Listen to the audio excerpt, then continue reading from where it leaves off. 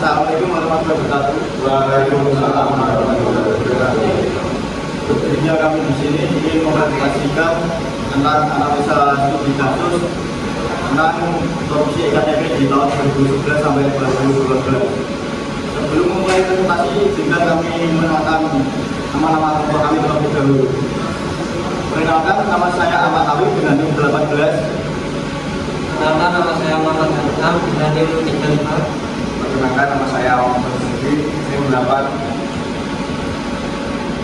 Perkenalkan, nama saya Muhammad Hamzah Pasal Saleh, NIM 45, NIM 44.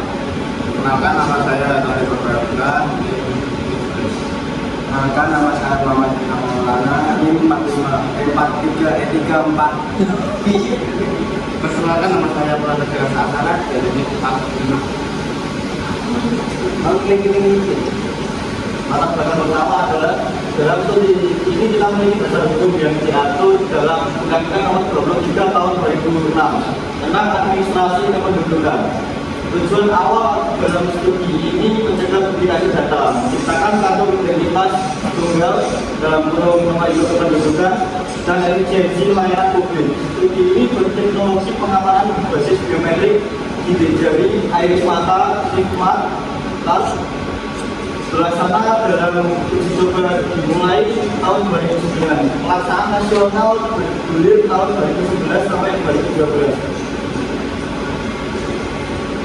Kronologi masalah berkecurigaan dengan kejanggalan dalam proses tender dan pemenangan konsorsium pada tahun 2010 dengan modus penggelembungan harga anggaran markup dan swap sistematis demi meloloskan anggaran di DPR. Beberapa yang terlibat dalam masalah ini adalah seorang politisi legislatif, Dr. Roman Dalvi, dan pengusaha perikanan swasta. Dalam penolakan ini, negara memiliki kerugian sebesar 2,3 triliun dari total anggaran 5,9 triliun. Aktor dan perannya Satya Novanto, mantan ketua DPR, mengkondisikan dan meloloskan anggaran 5,9 triliun di DPR serta menerima jatah komisi terbesar legislatif. Anggota badan DPR memuluskan pengesahan anggota dengan anggaran uang suap. Irman, mantan dirjen Dukcapil, dan Sugiarto, mantan pejabat, membuat komitmen mengatur pemenangan tender konsorsium dan memanipulasi kontrak penggandaan. Andi Agustinus atau Andi Narogong Bada atau penghubung utama yang menggalang dana suap dari pengusaha untuk dibagikan ke politis dan birokrat. Anak Sudiana Sudiarjo, Biro PP Warga Solusium, salah satu anggota konsorsium yang menyuplai uang suap untuk meloloskan proyek. Selanjutnya, faktor penyebab korupsi. Satu, faktor internal, kesalahan individu dan gaya hidup produktif para pembuat kebijakan. Dua, faktor eksternal, lemahnya sistem pengawasan internal instansi publik dan sistem politik yang meyakini. Tiga, kanan pendanaan partai politik atau kepentingan pribadi. Kesempatan lembaga transparansi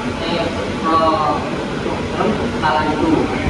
Tiga, nasionalisasi, menganggap pribadi komisi sebagai hal lekat di birokrasi.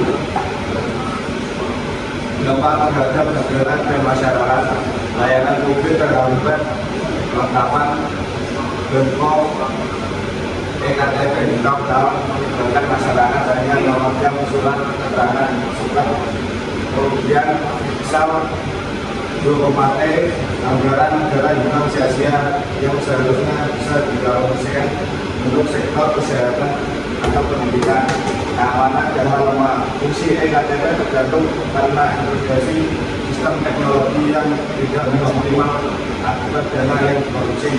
Krisis kepercayaan menyampaikan kepercayaan masyarakat terhadap komitmen anti korupsi pemerintah.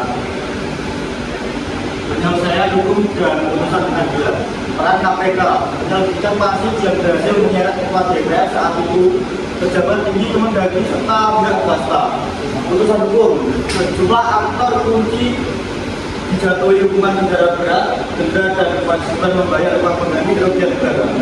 Pelajaran itu menegaskan bahwa hak reputasi politik tidak berlaku di hadapan hukum tindak pidana korupsi. Selanjutnya, solusi pencegahan ke depan penguatan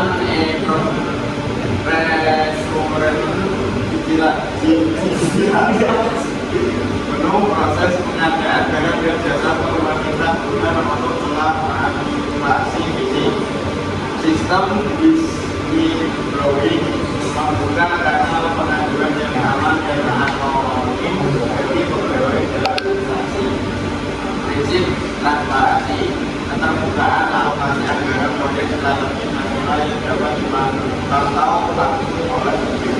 Pendidikan integritas, penerapan nilai-nilai anti korupsi tidak diulis pada yang bisa birokrasi dan angka korupsi. Kesimpulan, kasus ini akhirnya menjadi potret nyata kegagalan dalam tata kelola akibat korupsi lintas sektor, informasi, birokrasi, penegakan hukum tanpa pandang bulu, dan teknologi pengawasan mutlak diperlukan agar bentuk proyek pelayanan publik tidak kembali menjadi ladang korupsi. Sekian presentasi dari kelompok kami. Apabila ada kesalahan kata yang diucapkan, baik disengaja maupun disengaja, kami minta maaf sebesar-besarnya. Assalamualaikum warahmatullahi wabarakatuh.